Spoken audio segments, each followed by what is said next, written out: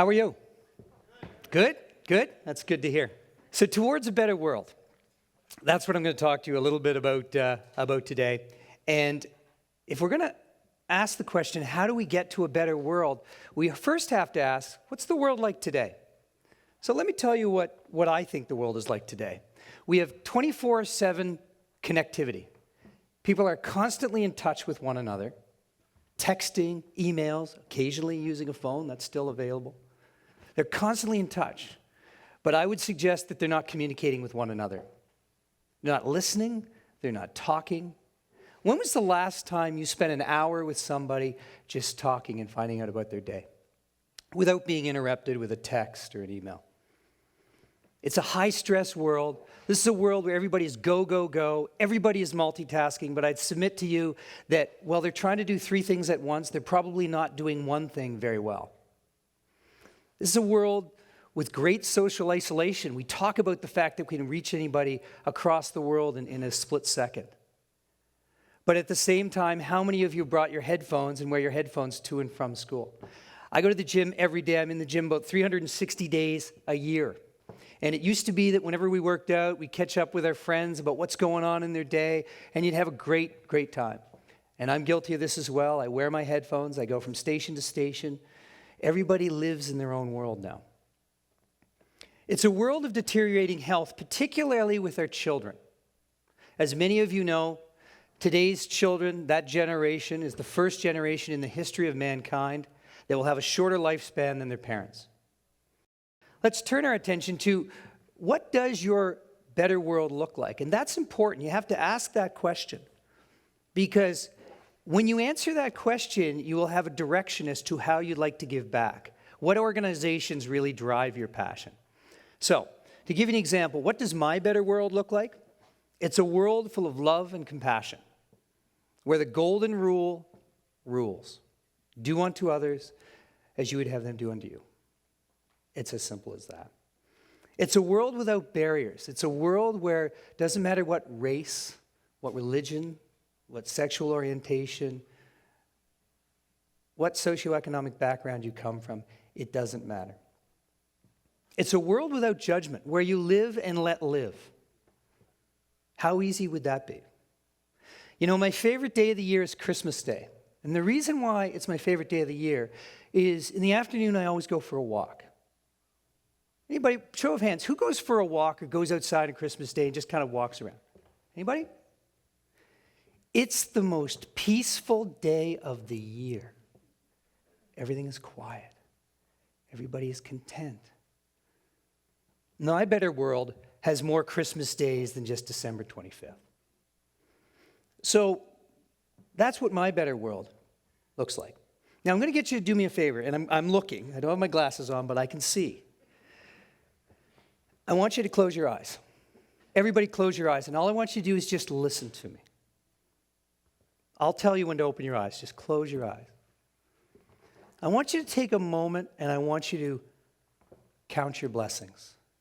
And I mean, really think about your blessings. Think about your stage in life. And whether you're a spiritual person or not, there's no denying how lucky we are. And if you need to be reminded, let me help you. We live in one of the greatest countries in the world, where you can say and do what you want. You can come and go as you please. Most of us are blessed with fantastic health, or at least good health. And if we're not, we have some of the best world-class health care to get back on your feet, that allow you to reach your potential. They allow you to grow as a person, and they allow you to achieve your own intellect. And we have the love and support of friends and family that can take you through life's journey and sometimes carry you when need be. Open your eyes. Think about today. I guarantee you that most of you at some point in time will look back on this time of your life and say, these were the good old days. These were great days. Remember when? These are the good old days. Think about that. And you're going to ask yourself, why do you just belabor that point? Well, I believe there are building blocks to building a better world. And it starts with appreciating your own blessings. Because if you appreciate your own blessings, you can spread that feeling to others who may not be so blessed. So first and foremost, look seriously at yourself. And we all have problems, but in the big scheme of things, how big are they? Find your passion. When you find your passion, go to the organizations that share that passion, because that's where you're going to get the most impact. Treat your volunteer effort like you would your work or your studies. Be methodical. Be deliberate. Be committed. And measure your impact. Be methodical. And last but not least, give selflessly. If you give without expecting anything in return, I can guarantee you will get far more than what you've given in time and treasure. Those are the building blocks in my view. Now, the YMCA is very, very dear to me, and I'd like to tell you a little bit about how I got involved and how the building blocks worked in my case. So I went to the YMCA 33 years ago with my mom. She took me to an aerobics class. It was 1983. I was 17 years old. My mom and I are very close, and she said, you got to come to this class.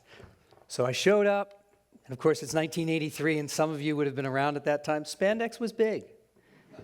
For those of you who know Scott McMillan, he was in the classes with me wearing spandex. We would go to class every day. It was a welcoming environment. It was a place where people just wanted you to be a better you. No judging, no nothing. They just wanted you to be a better you, and I was hooked. And I think, I mentioned to you before the three aspects of what I saw as a better world. And after spending a little bit of time at the YMCA, it wasn't a gym for me. I realized that the raison d'etre for the YMCA was to build a better world by creating a world full of love and compassion. I watched the YMCA give opportunity to inner city youth, whether it be leadership opportunities so they could reach their potential, job skills, whatever it happened to be. It was all about love and compassion. I saw the YMCA build a world without barriers. Everybody was accepted at the YMCA, regardless of race, religion, sexual orientation, or financial means. The YMCA never turns a person away because they cannot pay. And that became one of the greatest gifts that came back to me, and I'll tell you about that in a second. And it's a world without judgment. You go to the YMCA, and it doesn't matter who has the nicest spandex, who's in the best shape, who's overweight, underweight. It doesn't matter how old you are, how young you are. Everybody comes. And that environment is infectious, and that environment applied to every YMCA. As Peter mentioned, I'm on the national board, and I was in the San Francisco YMCA 3 days ago. The same thing. The atmosphere permeates the organization. And I realized that the better world that the YMCA was creating was the better world I wanted. And I said, I'm going to get involved. And so, back to my building blocks. I wanted to be deliberate. I wanted to be methodical. So first of all, I wanted to be deliberate. I have a financial background, so why don't I leverage my talents? So I joined the board, and particularly the finance committee, and I used my talents to help the organization. I wanted to be committed. My passion was in health and fitness, so I spent a lot of time working on that aspect of the business as well. And I grew my involvement, and I became the chair of the local board. And being the accountant that I am, I wanted to measure my impact. I wanted to make a difference. So after spending 2 years as chair of the board, I joined the board of trustees. Now I'm the vice chair of YMCA Canada, and I'm also the vice chair of the YMCA Capital Campaign. And for those of you who haven't noticed, there's a big hole in the ground in South Park Street, and we are going to build a building that will change the face of this city for the next 70 years. And it's a building that I'm helping to create in a small way, and I'm very touched to be able to do it. And it's a building that my children and my grandchildren will be able to use, and hopefully your children and grandchildren as well. So what did I get out of it? I said before, give selflessly, and you'll be surprised at what you get back. First of all, it was a place where my mom and I bonded. And so when the new building is built, the Women's Plus room is going to be named after my mom. I'm very close to her. It was a great opportunity for she and I to spend some great time together. I met friends I would never have met. Grew up in Clayton Park, right around the corner here, middle-class kid. I met kids from every socioeconomic background, people I never would have met who have become lifelong friends because of the YMCA. I met mentors. I learned life lessons. I learned leadership lessons from people from the YMCA. I grew as a person because of those interactions. I met my wife at the YMCA. And our two lovely daughters learned to swim, and they did childcare at the YMCA. I can honestly say that other than my friends and my family, the YMCA is the most important thing in my life. And I can't wait for the new building.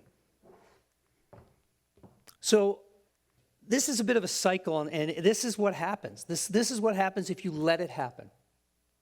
First of all, identify your passion and follow that passion into an organization that shares your passion. That's critical. You know, people get involved in some community development because it's good for their career, it's good for that. That's the wrong reason. Find your passion, get involved in those community environments that will drive your passion.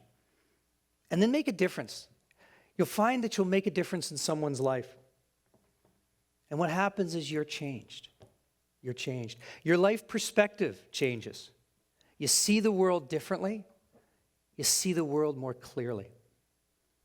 Your priorities change. You see your own blessings more clearly, and you see the beauty in others. And as a result of all of that, the change you've done for somebody else, and the change in your own life, the world's a better place. And you see the change.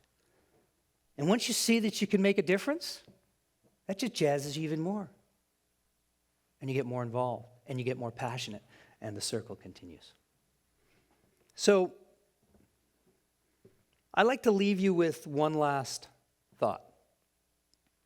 And many of you have heard this parable, but it applies in this situation for sure. This is a story about an old man walking along the beach, and he sees a young boy leaning down and picking up starfish one by one and tossing each one gently back into the ocean. Upon seeing this, the old man smiles and says, "Why are you throwing the starfish back into the ocean?" And the boy says, "Well, the sun is up, the tide is going out, and if I don't throw them back in the ocean, they'll die." And the old man says, "Well, young boy, you realize that there are miles and miles of beaches, and there are hundreds and thousands of starfish on this entire beach. How do you know? And you can't possibly make a difference." The young boy reached down, picked up another starfish, gently threw the starfish into the ocean, and said, "Made a difference for that one." So your challenge is to go make a difference. Go make a difference. Find your passion and make it a better world. Thank you.